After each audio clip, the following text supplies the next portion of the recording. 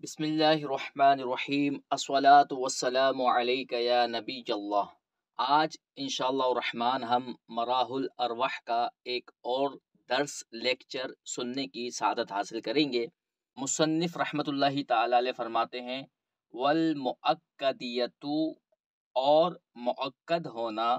لا تدل دلالت نہیں کرتا، علی الاصالتی فی الاشتقاق، اشتقاق میں اصل ہونے پر، بلکہ مؤکد ہونا دلالت کرتا ہے فی الاعرابی، اعراب میں اصل ہونے پر، کما فی جاءنی زیدن زیدن، جیسا کہ جاءنی زیدن زیدن کے اندر ہے، یعنی زیدن یہ مؤکد ہے، یہ اعراب میں اصل ہونے پر دلالت کرتا ہے، یعنی جو اعراب مؤکد پر آئے گا وہی اعراب مؤکد یعنی تاکید پر بھی آئے گا۔ تو مؤکد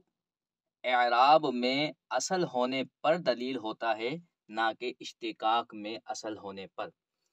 یہاں سے مصنف رحمت اللہ تعالی علیہ کوفیوں کی دوسری دلیل کا رد کر رہے ہیں، کیونکہ مصنف رحمت اللہ تعالی علیہ کا موقف وہی ہے کہ جو بصریوں کا ہے، یعنی اشتقاق میں اصل مصدر ہوتا ہے، ساری چیزیں مصدر سے نکلتی ہیں۔ بصریوں کا یہ موقف تھا، مصنف نے بھی اسی موقف کو لیا، جبکہ کوفیوں کا موقف یہ تھا کہ اشتقاق میں اصل فعل ہے، ساری چیزیں حتیٰ کہ مصدر بھی فعل ہی سے نکلتا ہے، اور کوفیوں نے اپنے اس مذہب پر، اپنے اس موقف پر 3 دلیلیں پیش کی تھیں۔ ایک رد مصنف نے اس سے پہلے والی عبارت میں بیان فرمایا، یہاں سے مصنف رحمت اللہ تعالی علیہ کوفیوں کی جو دوسری دلیل تھی اس کا رد پیش کر رہے ہیں۔ کوفیوں نے اشتقاق میں فعل کے اصل ہونے پر دوسری دلیل کیا دی تھی؟ دوسری دلیل یہ دی تھی کہ فعل مؤکد ہوتا ہے اور مصدر مؤکد یعنی اس کی تاکید ہوتا ہے، جیسے ضربت ضربن، ضربت فعل ہے، یہ مؤکد ہے، اس کی تاکید ضربن مصدر کے ذریعے لگائی گئی، اور کوفی کہتے ہیں کہ چونکہ مؤکد اصل ہوتا ہے تاکید سے، لہذا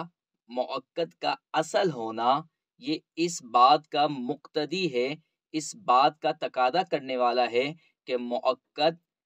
اشتقاق میں بھی اصل ہو، اور چونکہ مؤکد یہاں فعل ہے لہذا فعل اشتقاق میں اصل ہوگا، فعل کا اشتقاق میں اصل ہونا ثابت ہو گیا۔ مصنف رحمت اللہ تعالی علیہ ان کی اس دلیل کا رد اس انداز میں پیش کر رہے ہیں۔ مصنف فرماتے ہیں کہ مؤکد اعراب میں اصل ہوتا ہے، یہ بات ہمیں تسلیم ہے، مؤکد اعراب میں اصل ہوتا ہے، یہ بات ہمیں تسلیم ہے۔ اس کا معنی کیا ہے کہ مؤکد اعراب میں اصل ہوتا ہے؟ اس کا معنی یہ ہے کہ جو اعراب مؤکد پر آئے گا وہی اعراب تاکید پر آئے گا۔ مؤکد اصل ہوتا ہے لیکن کس چیز میں اصل ہوتا ہے؟ اعراب میں اصل ہوتا ہے، یعنی جو اعراب مؤکد پر آئے گا وہی اعراب تاکید پر آئے گا۔ اب مؤکد کا اعراب میں اصل ہونے سے، مؤکد کا اعراب میں اصل ہونے سے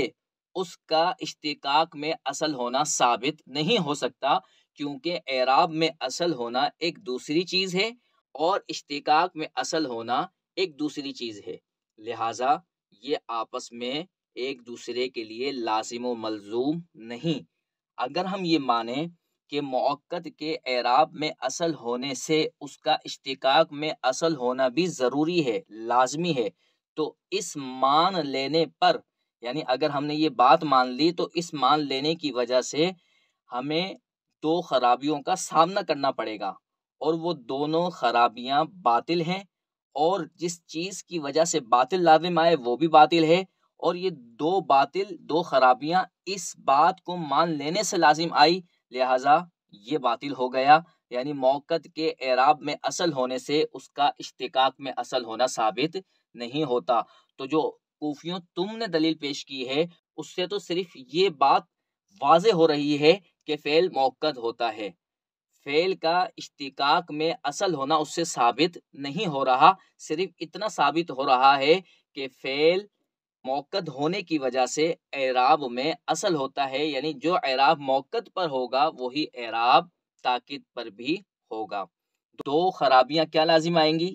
اگر ہم یہ بات مان لیں کہ مؤکد کے اعراب میں اصل ہونے سے اس کا اشتقاق میں اصل ہونا بھی ضروری ہے، تو پھر پہلی خرابی یہ لازم آئے گی کہ جامد کا مشتق ہونا لازم آئے گا، حالانکہ جامد تو وہ ہوتا ہے کہ جو نہ مشتق ہوتا ہے نہ مشتق منہو ہوتا ہے، نہ وہ کسی سے نکلتا ہے اور نہ اس سے کوئی چیز نکلتی ہے۔ اب یہاں پر پہلا زیدن یہ مؤکد ہے اور دوسرا زیدن یہ اس کی تاکید ہے، یہ مؤکد ہے۔ ہمارے نزدیک تو صرف اتنا ہے کہ مؤکد اعراب میں اصل ہوتا ہے، یعنی جو اعراب مؤکد پر آئے گا وہی اعراب تاکید پر آئے گا، اور یہاں پر اسی طرح ہے، زیدن پر فاعل ہونے کی وجہ سے رفع آ رہا ہے